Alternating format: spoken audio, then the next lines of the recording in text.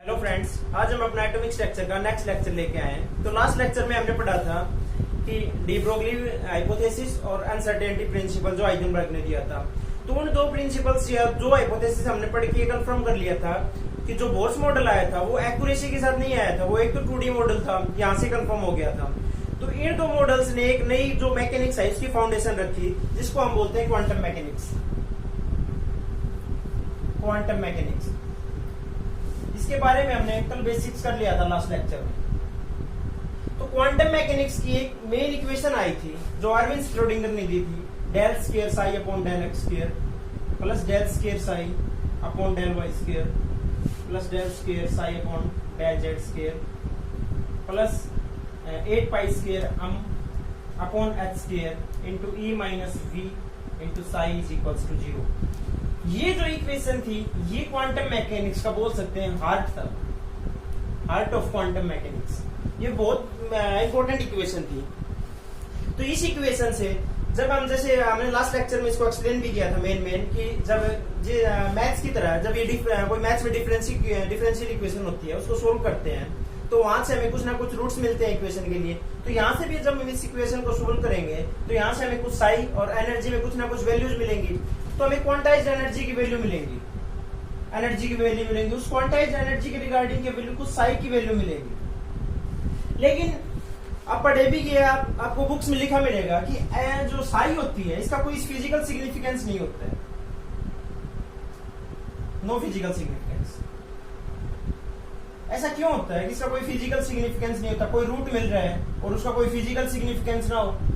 और हम बोल रहे हैं कि लास्ट लेक्चर में हमने इसके बारे में थोड़ा सा एक्सप्लेन भी किया था कि ये जो साई होती है ये एक रूट होती है और ये कंप्लीट इन्फॉर्मेशन देती है अबाउट द इलेक्ट्रॉन।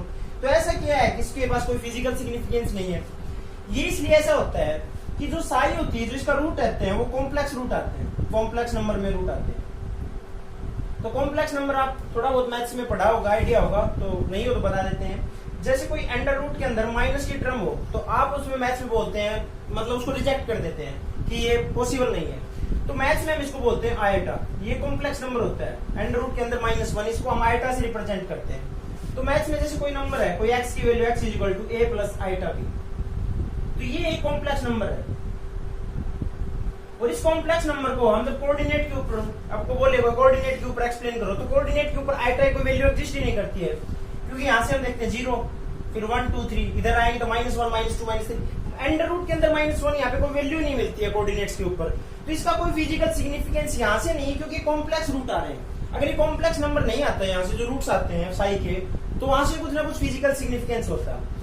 तो ऐसा क्या है कि फाई का फिजिकल सिग्निफिकेंस नहीं है, लेकिन फाई स्क्वायर का फिजिकल सिग्निफिकेंस होता है। वहां से हमें कुछ ना कुछ सिग्निफिकेंट वैल्यू मिलती है जब हम इसको साई स्क्वायर की वैल्यू देते हैं। तो साई स्क्वायर की वैल्यू जब हम कॉम्प्लेक्स नंबर्स को पढ़ेंगे तो वहां से हमें एक चीज देखने को मिलेगी, ये x है और हम x स्टार लेंगे तो इसमें जो प्लस का साइन है इसको माइनस में कन्वर्ट कर देंगे, a माइनस आयटा b। ठीक है, जब इन दोनों की मल्टीप्लाई करेंगे x इंटू एक्स स्टार, इसको बोल सकते हैं x square is equals to, ये हो जाएगा a plus iota b into a minus iota b।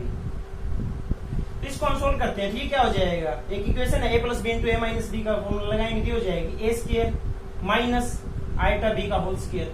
और आयटा का स्क्वायर करेंगे तो देखो यहाँ से क्या होगा, आयटा का स्क्वायर करेंगे तो इसका स्क्वायर हो जाएगा अंडर रूट -1 का स्क्वायर, और ये आ जाएगा -1, यानी आयटा स्क्वायर की वैल्यू मिलती है -1। तो यहाँ से आयटा स्क्वायर की वैल्यू को हम आयटा स्क्वायर डालेंगे तो माइनस और एक माइनस बाहर, ये हो जाएगा a square plus b square. तो यहाँ से जो हमने इस इक्वेशन को x ले रहे थे, मींस जब अकेला साई ले रहे थे तो यहाँ से कॉम्प्लेक्स रूट्स मिल रहे थे, मींस कोई जिसका फिजिकल सिग्निफिकेंस नहीं था। लेकिन जब हमने इसका स्क्वायर किया, जिस वे में हम साई स्क्वायर यूज कर रहे हैं, तो यहाँ से हमें एक रियल नंबर मिल रहा है और रियल नंबर को हम कोऑर्डिनेट के ऊपर रिप्रेजेंट कर सकते हैं, मींस हम उसको एक्सप्लेन कर सकते हैं मैथमेटिकल टर्म्स में। तो हम साई को यूज ना, एक्स को यूज ना करके एक्स स्क्वायर को यूज करेंगे। सिमिलरली हम साई को यूज ना करके साई स्क्वायर को यूज करेंगे। जो कंप्लीट इन्फॉर्मेशन देती है वो साई देती है, लेकिन हम उसको कोऑर्डिनेट के ऊपर रिप्रेजेंट नहीं कर पाते, इसलिए हम उसको साई को यूज ना करके साई स्क्वायर को यूज करते हैं, ताकि हम उसको कोऑर्डिनेट पे इजीली रिप्रेजेंट कर सके। तो इसका फिजिकल सिग्निफिकेंस क्यों नहीं होता है ये आप समझ गए होंगे। तो इसके बाद क्वांटम मैकेनिक्स ने क्या एक्सप्लेन किया इसके बारे में, जो इक्वेशन दी, इस इक्वेशन के बारे में बताया। तो हमने पढ़ा लास्ट लेक्चर में, इस इक्वेशन को सोल्व करेंगे तो कुछ ना कुछ क्वांटाइज्ड एनर्जी मिलेगी। क्वांटाइज एनर्जी मिलेगी, ई की वैल्यू मिलेगी, ई की वैल्यू मिलेगी। जब इस ई की वैल्यू को इस इक्वेशन में पुट करेंगे तो दूसरा हमें जो रूट मिलेगा कुछ ना कुछ साई की वैल्यू मिलेगी, साई की वैल्यू मिलेगी जिसका कोई फिजिकल सिग्निफिकेंस नहीं होता, नो फिजिकल सिग्निफिकेंस। जब इस हम साई की जगह साई स्क्वायर का यूज करेंगे तो जो साई स्क्वायर जो एक्सप्लेन करता है वो बताता है finding the probability of electron around nucleus. Nucleus के अराउंड इलेक्ट्रॉन पाने की जितनी प्रोबेबिलिटी है उसको साई स्क्वायर एक्सप्लेन करता है। साई कोई चीज एक्सप्लेन नहीं कर रहा था लेकिन इलेक्ट्रॉन के बारे में कंप्लीट इन्फॉर्मेशन देता है, लेकिन साई स्क्वायर बताता है probability of finding electron around the nucleus. और जो इलेक्ट्रॉन फाइंडिंग प्रोबेबिलिटी होती है अराउंड द न्यूक्लियस उसको बोलते हैं हम atomic orbital. Atomic orbital, atomic orbital को किस तरह डिफाइन करेंगे? Atomic orbital is defined as the probability of finding 90% of electron around the nucleus is called atomic orbital और साई स्क्वायर। इस तरह से एक्सप्लेन करेंगे। तो यहाँ से जब इस इक्वेशन को हमने सोल्व किया तो इस इक्वेशन सोल्व करने से हमें एनर्जी की वैल्यू मिली, एक क्वांटाइज एनर्जी की वैल्यू मिलेगी। उस क्वांटाइज एनर्जी की रिगार्डिंग कुछ ना कुछ साई की वैल्यू होगी। साई की वैल्यू को हम साई स्क्वायर में पुट करेंगे तो हम इलेक्ट्रॉन फाइंडिंग प्रोबेबिलिटी मिल जाएगी। वहां से हम एटॉमिक ऑर्बिटल को एक्सप्लेन करेंगे। मींस ये पूरा प्रोसेस किस लिए यूज किया जा रहा था? ये इक्वेशन किस लिए आई थी? ये इक्वेशन इसलिए यूज की गई थी कि इलेक्ट्रॉन जो न्यूक्लियस के अराउंड रोटेट कर रहा है, रिवॉल्व कर रहा है, वो कितनी डिस्टेंस के ऊपर है, उसकी शेप क्या है, उसका ओरिएंटेशन क्या है, उसकी स्पिन क्या है, ये सारी चीज एक्सप्लेन करने के लिए इस इक्वेशन को सोल्व किया। और इस इक्वेशन ने पूरा जो कंप्लीट डाटा था वो इसके आगे दे दिया। तो क्वांटम मैकेनिक्स ने इस इक्वेशन को सोल्व किया। इस इक्वेशन के बाद क्वांटम मैकेनिक्स ने अपने क्वांटम नंबर्स दिए। क्वांटम नंबर्स क्या होते हैं? जैसे क्वांटम नंबर को एक्सप्लेन किया जाए तो क्वांटम नंबर होते हैं एक स्पेसिफिक एड्रेस होता है इलेक्ट्रॉन का। स्पेसिफिक एड्रेस कैसे होता है? जैसे आप लोगों ने किसी ने IIT JEE का फॉर्म अप्लाई किया तो IIT JEE क्या करती है? ऑफलाइन अगर आपके पास रोल नंबर सेंड करेगी तो क्या करेगी? दिल्ली से रोल नंबर सेंड किया और आपके पास हरियाणा में कहीं पे वो रोल नंबर आना है तो दिल्ली से वो एक्यूरेट आपके पास ही आता है। कैसे आता है? वहां से एड्रेस लिखा जाता है, स्टेट हरियाणा, डिस्ट्रिक्ट जो भी आपका, जैसे रोहतक आना है तो रोहतक, भिवानी आना है तो भिवानी, जो स्पेसिफिक डिस्ट्रिक्ट डाल दिया। डिस्ट्रिक्ट के बाद ब्लॉक, ब्लॉक के बाद आपका गांव, गांव के बाद आपका हाउस नंबर, हाउस नंबर के बाद जो इंसान के पास वो एडमिट कार्ड पहुंचना है उसका नाम, वो एक स्पेसिफिक एड्रेस है। इसी तरह से इलेक्ट्रॉन का भी एक स्पेसिफिक एड्रेस होता है। एक इलेक्ट्रॉन होता है, उसका एक इलेक्ट्रॉन का और किसी के साथ उसका कुछ मैच नहीं करेगा। एक इलेक्ट्रॉन होता है वो अपना स्पेसिफिक एड्रेस रखता है। इस स्पेसिफिक एड्रेस को एक्सप्लेन करने के लिए मैं इक्वेशन आई थी। इस इक्वेशन ने अपना इस इक्वेशन ने अपना जो इलेक्ट्रॉन का कंप्लीट एड्रेस था उसको एक्सप्लेन किया। किसकी मदद से किया? वो क्वांटम नंबर्स आए, उसने 3 क्वांटम नंबर्स दिए। तो क्वांटम मैकेनिक्स ने 3 क्वांटम नंबर्स एक्सप्लेन किए। वो क्वांटम नंबर्स कौन कौन से थे? पहला था क्वांटम नंबर था प्रिंसिपल क्वांटम नंबर, दूसरा आया था अजाइमुथल क्वांटम नंबर, थर्ड था मैग्नेटिक क्वांटम नंबर।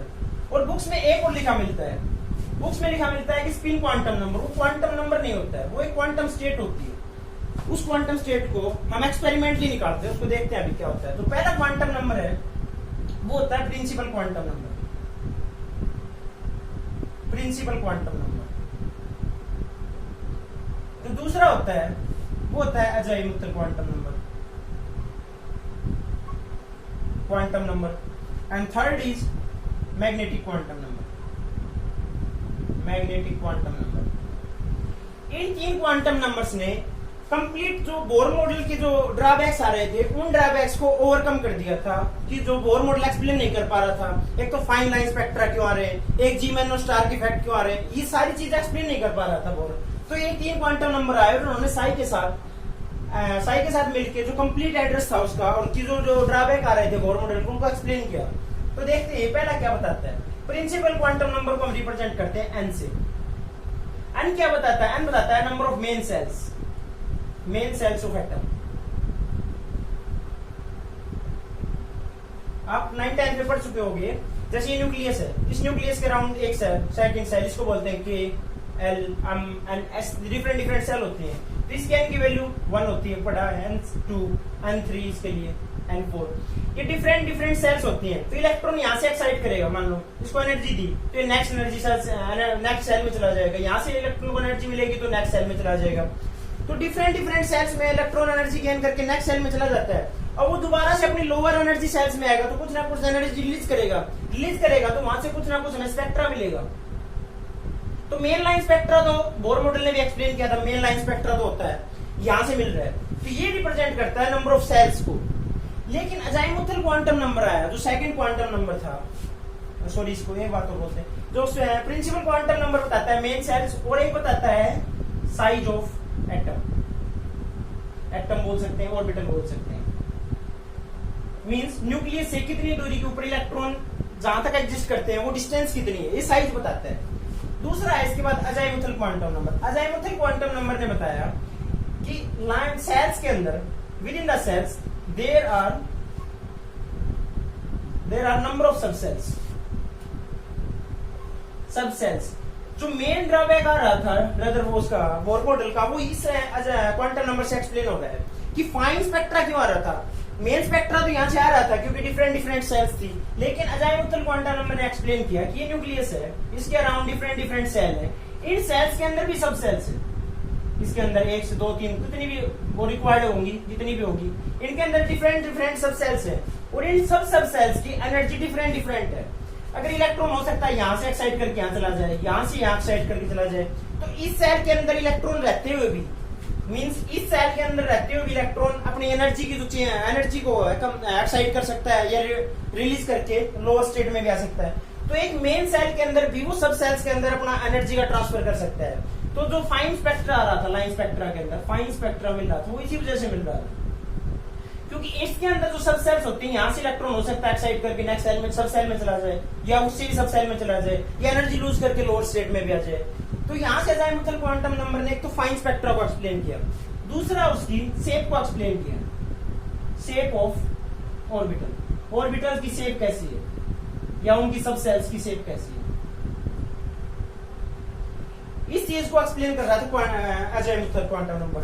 और थर्ड था मैग्नेटिक क्वांटम नंबर। एक और मेन ड्रॉबैक आ रहा था रदरफोर्ड मॉडल के अकॉर्डिंग, हमने पढ़ा था, आपने ड्रॉबैक के टाइम पे देखा होगा कि जब हम किसी सोर्स को जो लाइन स्पेक्ट्रा प्रोड्यूस कर रहा था उसको इलेक्ट्रिक या मैग्नेटिक फील्ड में रख रहे थे, तो उसके अंदर लाइंस के अंदर स्पेक्ट्रा के अंदर स्प्लिटिंग आ रही थी, जिसको हमने बोला था स्टार्क इफेक्ट को बोला था जब उसको हम इलेक्ट्रिक फील्ड में रख रहे थे, और जीमैन इफेक्ट बोल रहे थे जब हम उसको मैग्नेटिक फील्ड में रख रहे थे।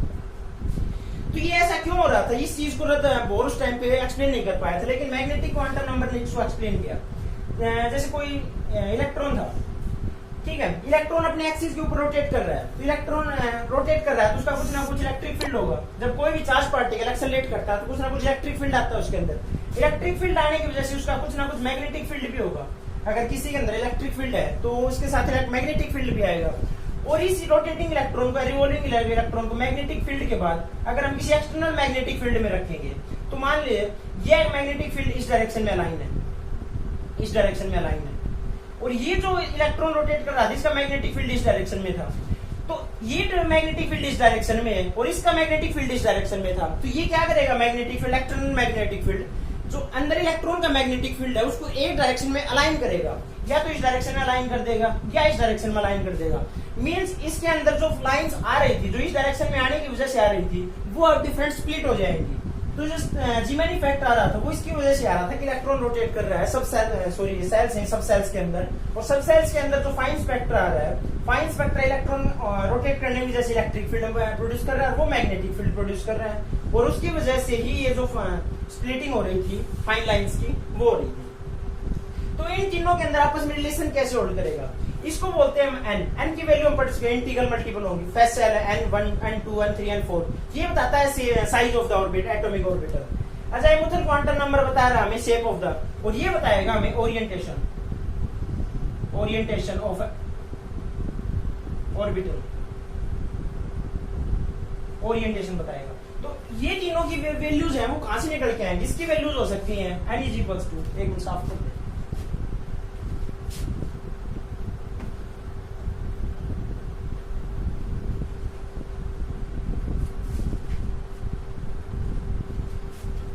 ये मेन सेल्स के बारे में बताता है। तो n की वैल्यू कितनी हो सकती है, 1 2 3 4 ऐसे।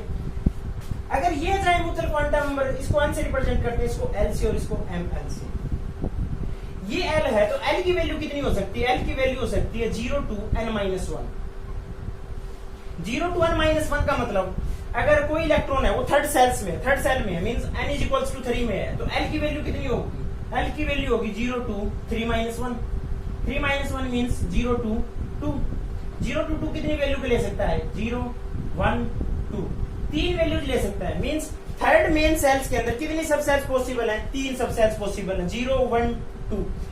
अब जो एल की वैल्यू मिल रही है 0, 1, 2, इसके लिए एल स्पेसिफिक ऑर्बिटल स्पेसिफिक सब सेल्स डिजाइन करता है। अगर एल की वैल्यू 0 है, सॉरी एल की वैल्यू 0 है, एल की वैल्यू 1 है और एल की वैल्यू 2 है, तो इसके लिए 0 के लिए इसकी वैल्यू होता है एस सब सेल के बारे में एक्सप्लेन करिएगा। इनको नाम दिया गया था एस सब सेल। अगर ये 1 है तो इसको बोला गया पी सब सेल। जब एल की वैल्यू 2 होती है तो इसको बोला गया डी सब सेल।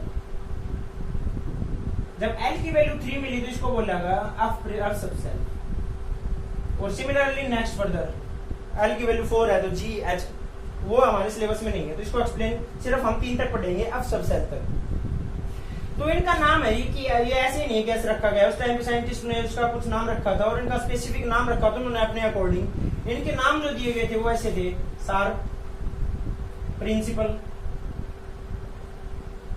डी से बना डिफ्यूज्ड और एफ से बना फंडामेंटल। ये उन्होंने कुछ अपना नोमेनक्लेचर में देखा होगा, उसके अकॉर्डिंग रखा होता है, लेकिन एक्चुअल में इसके नाम थे एस से बना शार्प सब सेल, पी से प्रिंसिपल सब सेल और डी से डिफ्यूज सब सेल और एफ से फंडामेंटल सब सेल। इसके लिए इनको नाम दिया गया था। तो ये याद रखना है, एल की वैल्यू जब 0 होगी तो मीन्स हम एस सब सेल की बात कर रहे हैं, जब एल की वैल्यू 1 होगी तो पी सब सेल की बात कर रहे हैं, जब एल इज इक्वल टू 2 होगा तो डी सब सेल की, और एल इज इक्वल टू 3 की बात कर रहे हैं तो एफ सब सेल की। तो इससे हम मैग्नेटिक क्वांटम नंबर को कैसे एक्सप्लेन करेंगे? मैग्नेटिक क्वांटम नंबर की एमएल की वैल्यू होती है -L2 + L। ठीक है, जैसे L की वैल्यू 0 रखे हम तो 0 की वैल्यू रखेंगे तो m0 के लिए कितना हो जाएगा? -02 + 0। कोई मतलब है इस बात का? -02 + 0 मीन्स 0 फाइनली। तो यानी m0 के लिए सिर्फ एक वैल्यू मिल रही है 0।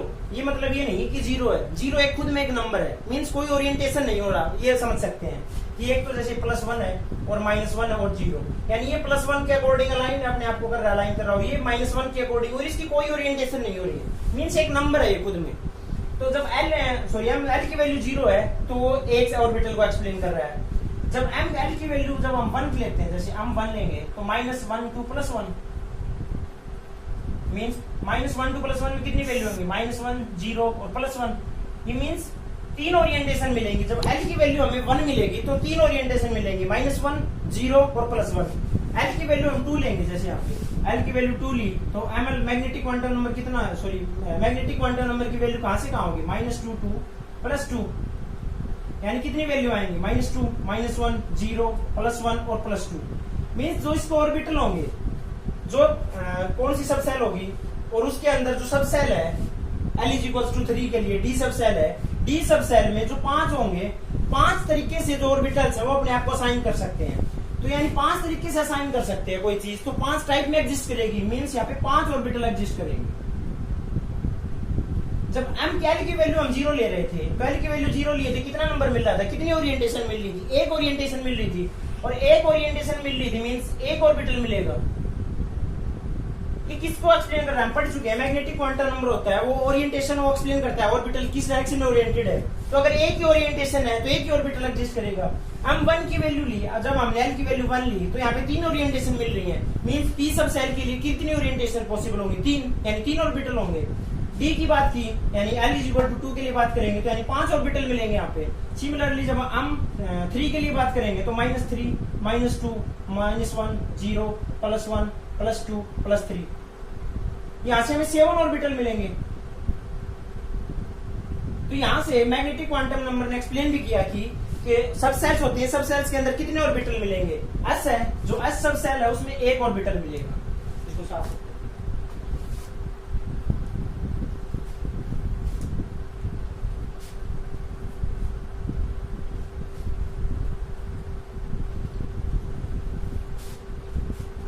जो एस सब सेल है उसके अंदर कितने ऑर्बिटल मिलेंगे? क्योंकि एमएल की वैल्यू कितनी मिल रही है वहां से हमें? 0 यानी 1। एस सब सेल में कितना ऑर्बिटल होगा? एक ऑर्बिटल होगा। और पी सब सेल में कितने होंगे? पी सब सेल में कितने ऑर्बिटल होंगे? 3 ऑर्बिटल में 3 ओरिएंटेशन मिल रही थी, यानी 3 ऑर्बिटल पॉसिबल है। और फिर डी सब सेल, डी सब सेल में कितने ऑर्बिटल्स होंगे? 5, क्योंकि वहां 5 ओरिएंटेशन मिल रही थी।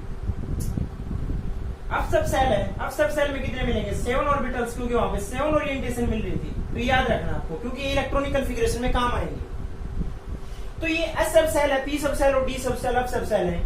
ये तो हो गया कि इनमें 1 ऑर्बिटल है, 2 ऑर्बिटल, लेकिन इनमें ये तो अभी आइडिया नहीं है कि यहाँ पे कितने इलेक्ट्रॉन हो सकते हैं। 1 ऑर्बिटल में 1 इलेक्ट्रॉन होगा, 2 होंगे, 3 होंगे, 4 होंगे। तो इसको ओवरकम करने के लिए एक साइंटिस्ट आए, पोली। उन्होंने अपना एक जो भी एक्सपेरिमेंट किया या उसके बेसिस एक्सपेरिमेंट के बेसिस पर अपना डाटा दिया। पोली ने क्या बताया? No 2 electron can have same set of 4 quantum numbers. कोई भी 2 इलेक्ट्रॉन अपना जो सेम सेट ऑफ इलेक्ट्रॉन है वो नहीं रख सकते। तो इसको एक्सप्लेन किया उन्होंने, जैसे कोई भी है 3s की बात कर रहे हैं, ठीक है, 3s ऑर्बिटल की बात कर रहे हैं। 3s ऑर्बिटल है तो इसमें कितने इलेक्ट्रॉन हो सकते हैं? 3s में ऑर्बिटल में कितने ऑर्बिटल, सॉरी 3 तो मेन सेल है, और s ऑर्बिटल की बात कर रहे हैं तो s सब सेल की बात कर रहे हैं। f सब सेल में कितने ऑर्बिटल होते हैं? हमें पता है 1 ऑर्बिटल होता है। तो 1 ऑर्बिटल है, मान लिया। इसमें कितने इलेक्ट्रॉन आ सकते हैं? 1 आ सकता है, 2, 3, 4। तो उस टाइम तक कुछ आइडिया तो नहीं था, लेकिन पोली ने इसको एक्सप्लेन किया। इसमें 3s में होता है, 3 होती है जो लिखा होता है, जिसको हम रिप्रेजेंट ऐसे करते हैं NLH। जो ये होती है प्रिंसिपल क्वांटम नंबर। तो ये होगा प्रिंसिपल क्वांटम नंबर 3 इसका, ठीक है। n की वैल्यू होगी 3। और ये s है, s के लिए हमने अभी भी निकाला था, s के लिए l की वैल्यू कितनी होती है? 0। जब l की वैल्यू 0 है तो मैग्नेटिक क्वांटम नंबर कितना होगा इसका? 0 मींस 1 वैल्यू होगी उसकी, यानी 1 ऑर्बिटल पॉसिबल होगा। अब इस 1 ऑर्बिटल में कितने इलेक्ट्रॉन आ सकते हैं? 1 आ सकता है, 2 आ सकता है, 3 आ सकते हैं। तो इसकी वैल्यू चेक करते हैं। इसमें मान लिया हमने 2 इलेक्ट्रॉन डाल दिए, ठीक है। तो ये 2 इलेक्ट्रॉन आएंगे, तो 2 इलेक्ट्रॉन के लिए 3 क्वांटम नंबर ने अपनी वैल्यू दी, तो 3 क्वांटम, इस इलेक्ट्रॉन के लिए वैल्यू कितनी होगी? 3। एल की वैल्यू इस इलेक्ट्रॉन के लिए 0 और इस इलेक्ट्रॉन के लिए वैल्यू 1, जैसे हमने इसको वैल्यू 0 डाल दी, 3 0 0, ठीक है। ये सेकंड इलेक्ट्रॉन है, इसके लिए हम इसका सेट ऑफ क्वांटम नंबर डाल रहे हैं, तो इसके लिए भी थर्ड मेन सेल का है और इसकी सब सेल 0 है और इसका मैग्नेटिक क्वांटम नंबर भी 0 है। तो तीनों क्वांटम नंबर तो सेम है, लेकिन पोली ने तो इसको रिजेक्ट कर दिया था कि no 2 electron have same set of 4 quantum numbers. तो इसके बाद 4th क्वांटम नंबर आया। वो क्वांटम नंबर किसके लिए को, वो जो 4th क्वांटम नंबर था उसको कोई एग्जिस्टेंस नहीं था, वो एक एक्सपेरिमेंटली नोन डाटा था, जिसको हम बोलते हैं स्पिन क्वांटम नंबर। जो 4th होता है उसको हम बोलते हैं स्पिन क्वांटम नंबर बोलते हैं इसको। लेकिन ये पूछा भी जा चुका है शायद IIT में पहले कि जो क्वांटम नंबर होता है क्या रियल में क्वांटम नंबर होता है, क्वांटम स्टेट होती है। तो जो स्पिन क्वांटम नंबर होता है, एक स्पिन क्वांटम नंबर ना होकर एक स्पिन क्वांटम स्टेट होती है, जो कि एक्सपेरिमेंटली निकाली जाती है। एक्सपेरिमेंटली निकाली जाती है, जैसे इलेक्ट्रॉन के लिए इसकी वैल्यू 2 हो सकती है, +½ और -½ ये स्पेसिफिक है, ये कभी चेंज नहीं होगा। प्रिंसिपल क्वांटम नंबर अनचेंज हो रहा है, एक shell, second shell, main shell, third shell. L भी चेंज हो रहा है, एक मेन सेल में कितने सेल सब सेल्स हो सकते हैं। मैग्नेटिक क्वांटम नंबर भी चेंज हो रहा है, लेकिन ये कभी चेंज नहीं होगा। इलेक्ट्रॉन के लिए फिक्स है, ये एक्सपेरिमेंटली निकाला गया है, +½ और -½ इलेक्ट्रॉन की 2 ही वैल्यूज हो सकती है। इसी तरह से अगर कि ये नहीं कि हमेशा ये फिक्स ही रहेगा +½ और -½ ये डिफरेंट पार्टिकल्स होते हैं, उनके लिए डिफरेंट हो सकती हैं। जैसे कोई और पार्टिकल्स आ जाए जिसके लिए स्पिन क्वांटम स्टेट डिफरेंट हो जाए, तो ये फिक्स नहीं है, ये एक्सपेरिमेंटली निकाली जाती है और इसको याद रखना पड़ेगा। तो हमारे सिलेबस में सिर्फ हमें इलेक्ट्रॉन का पढ़ना है, तो इलेक्ट्रॉन की जो क्वांटम स्टेट होती है वो 2 ही होते हैं, +½ और -½ पोली ने अब इस जो पोली का जो प्रिंसिपल यहाँ से फेल हो रहा था, अब यहाँ से करेक्ट हो गया स्पिन क्वांटम नंबर पढ़ने के बाद, क्योंकि 2 इलेक्ट्रॉन है, इसमें 3 क्वांटम नंबर तो सेम है, 3 0 0 और 3 0 0। लेकिन हम इसको अगर quantum number spin quantum number और ऐड कर दें, तो इस इलेक्ट्रॉन की स्टेट तो अपवर्ड रखें और इसकी डाउनवर्ड रखें। तो ये अपवर्ड और डाउनवर्ड करने के बाद जो सेट बन जाएगा वो ऐसे बन जाएगा 3 0 0 और इसकी क्वांटम स्टेट कितनी है स्पिन क्वांटम +½ और इसकी होगी 3 0 0 -½ हो गया। एक ऑर्बिटल में 2 इलेक्ट्रॉन है, दोनों इलेक्ट्रॉन की स्पिन क्वांटम स्टेट चेंज होगी। अब हम इसको देखते हैं कि 2 इलेक्ट्रॉन पॉसिबल है या और भी आ सकते हैं इसके अंदर इलेक्ट्रॉन। देखते हैं 3s के अंदर एक इलेक्ट्रॉन और डाल के देखते हैं। ये ऑर्बिटल है 3s का, एक ऑर्बिटल है, इसमें तीसरा इलेक्ट्रॉन और डालते हैं, तो इसकी हमने निकाल ली 3 0 0 +½ इसकी क्वांटम स्टेट और निकालते हैं 3 0 0 -½ अब इसके लिए निकालते हैं, इसके लिए भी 3 0 0 तो कॉमन है, लेकिन इसकी स्टेट देखो ये अपवर्ड स्टेट थी +½ थी, ये -½ फिर से दोबारा से ये उसी डायरेक्शन में चला गया +½ में और ये पॉलीज एक्सक्लूजन प्रिंसिपल के खिलाफ है, क्योंकि ये जो सेट ऑफ क्वांटम नंबर और ये set of quantum number same है, तो पॉलीज ने बोल दिया था कि कोई भी ऐसे दो इलेक्ट्रॉन जिनके same set of 4 quantum number के ऐसे एग्जिस्ट नहीं करेंगे, उसको हम एक को एक्सक्लूड कर देंगे। तो यहां से हम इस क्वांटम नंबर को एक्सक्लूड कर देंगे विद द इलेक्ट्रॉन, यानी एक ऑर्बिटल में मैक्सिमम 2 इलेक्ट्रॉन हो सकते हैं। यहां से हमें कंफर्म हो गया कि एक ऑर्बिटल में मैक्सिमम कितने इलेक्ट्रॉन आ सकते हैं, 2 इलेक्ट्रॉन आ सकते हैं। तो यहां से with the help of quantum numbers हमने काफी चीज पढ़ ली कि इलेक्ट्रॉन मिलने की प्रोबेबिलिटी होती है, कहां होती है, उसको साइज स्केयर से एक्सप्लेन करते हैं। और 4 क्वांटम नंबर होते हैं, 4 क्वांटम नंबर की हेल्प से हम जो इलेक्ट्रॉन है उसकी पोजीशन को इजीली निकाल सकते हैं। वो क्या है कि कौन सी सेल में, कौन सी सब सेल में है, कौन सा उसका मैग्नेटिक क्वांटम नंबर है, कौन सी उसकी स्पिन स्टेट है, ये सब निकाल सकते हैं। लेकिन इनकी फिर शेप कैसी होती है वो कैसे निकालेंगे, ये कैसा पता चलेगा कि इसकी शेप कैसी। शेप निकाली क्वांटम मैकेनिक्स ने with the help of experiment. कैसे निकाली? क्वांटम मैकेनिक्स ने क्या किया, साइज स्केयर लिया, electron finding probability sorry size और विद रिस्पेक्ट टू आर, दूसरी बार लिया इसका साइज स्केयर आर और आर के साथ इसका कर्व ड्रा किया। तो जब ये उसको कर्व को ड्रा किया गया तो ये क्या देखा गया, स्टार्टिंग में इसकी जो इलेक्ट्रॉन फाइंडिंग प्रोबेबिलिटी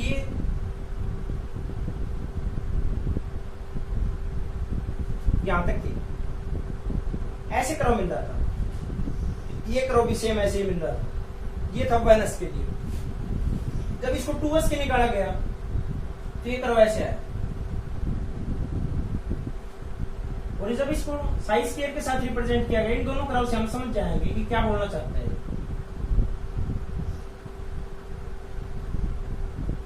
देखो जब साई को इसको रिप्रेजेंट किया विद रिस्पेक्ट टू आर, तो इसकी जो रेडियस जो इलेक्ट्रॉन सॉरी इसको नहीं जो इलेक्ट्रॉन मिलने की प्रोबेबिलिटी उसको साइज स्केयर एक्सप्लेन कर रहा है। साइज स्केयर को देखा तो साइज स्केयर ने क्या बताया, जो इलेक्ट्रॉन है जो रेडियस सॉरी उससे डिस्टेंस के साथ हम दूर जाते जा रहे हैं न्यूक्लियस से, तो उसकी इलेक्ट्रॉन मिलने की प्रोबेबिलिटी क्या होती जा रही है, कम हो रही है। और ये कहीं पे टच नहीं कर रहा है, मींस ऑल सेम जितने भी फोर डायरेक्शन में जा रहे हैं, इधर जा रहे हैं, इधर जा रहे हैं, जितनी भी डायरेक्शन में हम इसको जा रहे हैं, तो एक्सपेरिमेंटली देखा गया कि इलेक्ट्रॉन मिलने की प्रोबेबिलिटी सेम मिल रही है और डिस्टेंस के साथ कम भी हो रही है। तो ऐसे कौन सी एक स्ट्रक्चर हम एक्सप्लेन करते हैं, आपने मैथ्स में देखा भी होगा, मींस जिस भी डायरेक्शन में जाए तो हमें सेम चीज मिले। तो ऐसी एक स्ट्रक्चर होती है, वो होती है स्फीयर। स्फीयर में आप किसी भी डायरेक्शन में मूव करके देख लीजिए, जिस भी डायरेक्शन में जाएगी आपको सेम क्वांटिटीज मिलेंगी, सेम मतलब सेम एंटिटीज मिलेंगी। तो यहां से जो सब सेल थी उसकी शेप को एक्सप्लेन किया गया कि स्फेरिकल इन नेचर है, स्फेरिकल है। इसी तरह से जब उसने सॉरी इसको 2s बोलते हैं, सॉरी जब जिस 2s को देखा गया तो 2s ने क्या बताया, जब हम जो डिस्टेंस के साथ जाते जा रहे थे तो इलेक्ट्रॉन की प्रोबेबिलिटी कम होती जा रही थी, कम होती जा रही थी, कम होती जा रही थी। लेकिन एक ऐसा पॉइंट आ गया जब ये 0 भी होगी, ठीक है, ये 0 होगी, लेकिन फिर 0 होने के बाद फिर दोबारा कम होती गई बिल्कुल, और फिर दोबारा से पढ़ना स्टार्ट कर दिया इसने। लेकिन ये था साई का कर्व, साई के कर्व से इलेक्ट्रॉन मिलने की प्रोबेबिलिटी को हम एक्सप्लेन नहीं कर पा रहे हैं। यहां से देखेंगे हम, ये आया, ये 0 होगी, यहाँ पे इलेक्ट्रॉन नहीं मिला कोई भी, फिर से दोबारा से इलेक्ट्रॉन मिलना स्टार्ट हुआ और यहाँ पे मैक्सिमम हो गया, इलेक्ट्रॉन मिलने की प्रोबेबिलिटी मैक्सिमम होगी और ये फिर से दोबारा डिक्रीज होगी। मींस एक ऐसा पॉइंट आ रहा है 2s सब सेल के लिए जहां पे इलेक्ट्रॉन मिलने की प्रोबेबिलिटी क्या होगी है, बिल्कुल 0 होगी है। तो जहां पे 0 हो जाती है उसको हम बोलते हैं node. Node is the space where probability of finding electron is 0. Finding electron is 0. तो नोड को क्वांटम मैकेनिक्स ने एक्सप्लेन किया उस स्पेस को। तो बोर मॉडल के अकॉर्डिंग तो ऐसा कोई स्पेस था ही नहीं, एक स्फेरिकल सॉरी एक सर्कुलर ने 2D में मोशन में इलेक्ट्रॉन रिवॉल्व कर रहा था। लेकिन क्वांटम मैकेनिक्स के अकॉर्डिंग इलेक्ट्रॉन या न्यूक्लियस है और इस न्यूक्लियस के अराउंड यहां से इलेक्ट्रॉन है कंप्लीट मिलने की प्रोबेबिलिटी है। लेकिन एक ऐसा स्पेस भी आ रहा है यहां से लेकर यहां तक जहां पे इलेक्ट्रॉन है ही नहीं, फिर दोबारा से नेक्स्ट इलेक्ट्रॉन मिलना स्टार्ट हो रहा है, एक नया स्पेस आ रहा है। तो जहां पे ये बीच वाला खाली स्पेस है जहां पे इलेक्ट्रॉन नहीं मिल रहा है, इसको हम बोलते हैं नोड, इसको बोलते हैं नोड, ठीक है। तो नोड निकाला, तो नोड निकालने के लिए हम फॉर्मूला देखते हैं एक बार, उससे पहले हम जो डिफरेंट दूसरी सेल्स हैं उनकी भी स्ट्रक्चर को चेक करते हैं। तो एस की जो सब सेल की स्ट्रक्चर मिली वो मिली हमें स्फेरिकल। सिमिलरली जब दूसरा एक्सपेरिमेंट किया गया पी सब सेल के लिए, तो पी सब सेल की जो स्ट्रक्चर मिली वो हमें मिली डम्बल शेप। डम्बल शेप का क्या मतलब है, यानी एक तो ये पूरा पोर्शन ऊपर की तरफ मिल रहा था, इसमें इलेक्ट्रॉन मिल रहे थे, और एक खाली स्पेस आ रहा था बीच में उसके नीचे वाले पोर्शन में। नीचे डम्बल टाइप है जो जिम में यूज करते हैं, वैसी कुछ स्ट्रक्चर मिल रही थी, एक अपर लोब एक लोअर लोब, जहां पे इलेक्ट्रॉन मैक्सिमम इलेक्ट्रॉन प्रोबेबिलिटी मिल रही थी, मैक्स यहाँ पे मिल रही थी, मैक्स यहाँ पे। लेकिन एक बीच में ऐसा प्लेन भी आ रहा था, ये वाला प्लेन, जहां पे इलेक्ट्रॉन हमें मिल नहीं रहे थे, तो इसको बोलते हैं प्लेन नोड, प्लेनर नोड। ठीक है, तो एक तो ये नोड मिल रहा था, तो ये मिल रही थी स्फेरिकल। जो तीसरी सब सेल थी डी सब सेल। डी सब सेल में 5 ओरिएंटेशंस होती हैं, तो वहां पे 5 टाइप की स्ट्रक्चर मिल रही थी। एक तो डबल डम्बल टाइप, ये डबल डम्बल टाइप मिल रही थी, एक्स वाई जेड और एक्स जेड के अकॉर्डिंग मिल रही थी, ये बिटवीन द एक्सिस मिल रही थी। लेकिन एक ऐसी भी मिल रही थी कि जो बिल्कुल प्लेन के ऊपर मिल रही थी, इन कोऑर्डिनेट्स के ऊपर मिल रही थी, एक्स एक्सिस और वाई एक्सिस, ये देख कर सकते हैं कि बीचों बीच एक्सिस के, लेकिन ये एक्सिस के बिल्कुल ऊपर मिल रही थी। जो थर्ड ऑर्बिटल ये होते हैं X Y, D Y Z और डी जेड एक्स, और ये होता है D X square minus Y square, याद रखना है। और डी जेड स्क्वायर होता है वो एक डाउटनेट शेप्ड होता है, एक डम्बल शेप, और इसके बीच में एक रिंग फॉर्मेशन होती है। तो यहां से आप देख सकते हैं, देखो इस लोब, ये दोनों लोब हैं, इन दोनों लोब के बीच में एक ये प्लेन और एक ये बड़ा प्लेन, ये 2 प्लेन हैं। 2 प्लेन में इलेक्ट्रॉन नहीं मिल रहे हैं। इस प्लेन को बीचों बीच काट देंगे, यहाँ पे भी कोई इलेक्ट्रॉन नहीं, और इसको ऐसे काट देंगे तो भी इलेक्ट्रॉन नहीं मिल रहा है। इस लोब इसको भी देखते हैं, डी एक्स स्क्वायर माइनस, एक ये वाला प्लेन और एक ये वाला प्लेन, यहाँ पे इलेक्ट्रॉन नहीं मिल रहे हैं। लेकिन डी जेड स्क्वायर के केस में कोई ऐसा प्लेन है जहाँ पे इलेक्ट्रॉन मिलने की प्रोबेबिलिटी 0। इसको यहाँ से काटेंगे तो इलेक्ट्रॉन मिलेगा, इसको यहाँ से काटेंगे तो ये बीच में रिंग जो मिल रही है, यहाँ पे भी इलेक्ट्रॉन मिल रहे हैं। तो यहाँ पे कोई प्लेन नहीं है, नोडल प्लेन नहीं है, कोई भी नोडल प्लेन नहीं मिल रहा था। मीन्स एस में कोई नोडल प्लेन नहीं मिलता है, कोई भी नोडल प्लेन नहीं होता है, क्योंकि स्फेरिकल नेचर होता है, स्फीयर में तो कोई नोडल प्लेन खींच नहीं सकते हैं। पी सब सेल के लिए बात करें तो वहां पे एक नोडल प्लेन है। जब डी सब सेल की बात कर रहे हैं तो D X Y, D Z और डी जेड एक्स में 2 नोडल प्लेन है, D X square minus Y square में 2 नोडल प्लेन है, लेकिन डी जेड स्क्वायर में फिर से कोई नोडल प्लेन नहीं है। और फिर जो नेक्स्ट सब सेल है, अब सब सेल, वो थोड़ी सी कॉम्प्लिकेटेड है, और उसको हम छोड़ देते हैं क्योंकि हमारे सिलेबस में भी नहीं है, तो उसकी स्ट्रक्चर को हम एक्सप्लेन नहीं कर पाते हैं। मतलब 3D में एक्सप्लेन कर पाएंगे, उसकी कुछ डिफ्यूज टाइप स्ट्रक्चर मिलेंगे, तो हम उसको एक्सप्लेन नहीं कर पाते हैं, तो उसको छोड़ते हैं। तो हम इन प्लेन्स के बारे में निकालते हैं। एक्चुअली ये प्लेन होते क्या है, नोड्स मिलते कैसे।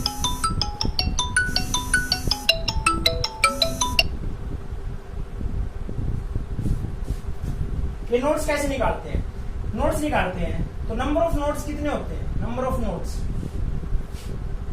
नोड्स होते हैं n-1, इतने नंबर ऑफ नोड्स होते हैं। तो इसमें 2 टाइप के नोड्स होते हैं, एक तो radial nodes and second is angular nodes.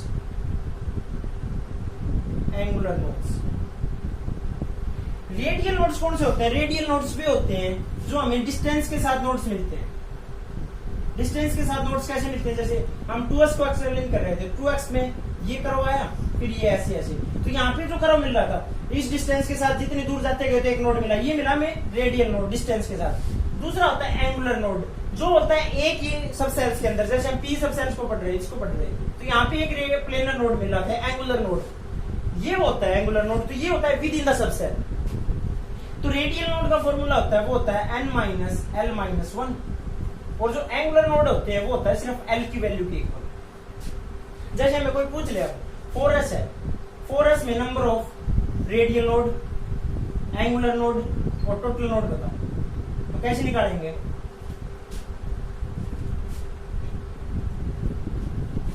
तो ये निकालेंगे। 4s है तो 4s में हमें बताया था थोड़ी देर पहले, जो 4 होता है ये होता है n की वैल्यू, और s होता है, s के लिए l की वैल्यू कितनी होती है, देखा था 0, तो n 4 है, n = 4, और l की वैल्यू 0 है, तो हमने अभी देखा था कि रेडियल नोड की वैल्यू कितनी होती है, रेडियल नोड = n-l-1, तो n की वैल्यू कितनी है यहाँ पे 4, और l की वैल्यू कितनी है 0, और ये -1, मीन्स 3 नोड मिलेंगे यहाँ पे रेडियल नोड्स। और दूसरा है एंगुलर नोड, एंगुलर नोड कितने मिलेंगे, angular node is equals to L, और एल की वैल्यू होती है 0, यानी एस में कोई एंगुलर नोड नहीं होता है, क्योंकि स्फेरिकल होता है, स्फीयर के अंदर कोई ऐसा नोड नहीं है जहां भी इलेक्ट्रॉन मिलने की प्रोबेबिलिटी 0 उसकी, हर मतलब सभी डायरेक्शन में इलेक्ट्रॉन मिलेंगे ही मिलेंगे। जैसे हम सेकंड चेक करें, 3D में पूछे 3D में कितने एंगुलर और रेडियल नोड होंगे, तो एन की वैल्यू यहाँ से कितनी होगी 3, और डी के लिए एल की वैल्यू होती है 2, तो यहाँ से हम रेडियल नोड निकालते हैं, रेडियल नोड निकालेंगे, रेडियल नोड कितने हो जाएंगे, रेडियल नोड हो जाएंगे n3 माइनस एल की वैल्यू 2 और -1 0, रेडियल नोड हो जाएगा 0, 3D में कोई रेडियल नोड नहीं। अगर एंगुलर नोड निकालेंगे, एंगुलर नोड कितने हो जाएंगे, एंगुलर नोड हो जाएंगे एल की वैल्यू के इक्वल, और एल की वैल्यू इसके लिए 2, तो 2 हमने 3D में चेक भी किया था, डी की स्ट्रक्चर कैसी होती है इस टाइप की, एक ये नोड और एक ये नोड, तो 2 रेडियल। और अब टोटल नंबर ऑफ नोड पूछे तो इन दोनों का सम 0 + 2 2, और यहाँ से जैसे इसके निकाले तो 3 + 0 3, तो यानी 3s में 3 रेडियल नोड होंगे, और यहाँ पे कोई रेडियल नोड नहीं होगा, एंगुलर नोड होगा। तो इस तरह टाइप से हम इन सबके रेडियल और एंगुलर नोड निकाल सकते हैं। एक चीज और है जो इनसे हम निकालते हैं, एंगुलर मोमेंटम क्या होता है इसका, इलेक्ट्रॉन होता है, उसका एंगुलर मोमेंटम कैसे निकालते हैं। तो एंगुलर मोमेंटम निकालने का फॉर्मूला दिया था यहाँ से, angular momentum is equals to √L into में L+1 इंटू में h/2π, और इस h/2π को हम h कट भी लिख सकते हैं, यहाँ से क्रॉस का निशान लगा देंगे h कट, तो h/2π, तो इसकी वैल्यू होती है √L into L+1 into h cut, ये होता है एंगुलर मोमेंटम। L की वैल्यू आपने निकालना C के लिए, L की वैल्यू S के लिए 0 होती है, P के लिए 1, D के लिए 2, F के लिए S के लिए 0, P के लिए 1, D के लिए 2 और F के लिए 3, ये वैल्यूज होती है। L की वैल्यू निकाल सकते हो और यहाँ पुट कर लेंगे। और एक होता है magnetic quantum number, magnetic quantum number sorry magnetic moment, magnetic moment, magnetic moment की वैल्यू होती है √n इंटू में n+2, बोल मैग्नेट हो, इसकी वैल्यू ये होती है।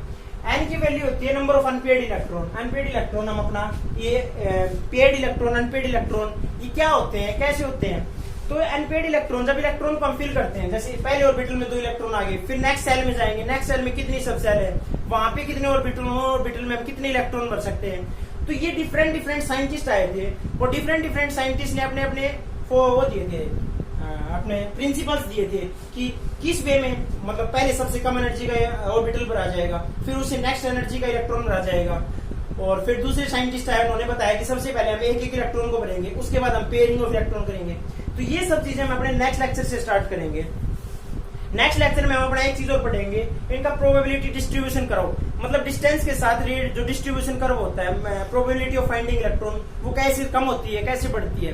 तो नेक्स्ट लेक्चर में हम अपना 2 चीज पढ़ेंगे, तो probability distribution curve and second हमारा इलेक्ट्रॉनिक कॉन्फ़िगरेशन। तो thank you guys, please share and subscribe the channel, thank you.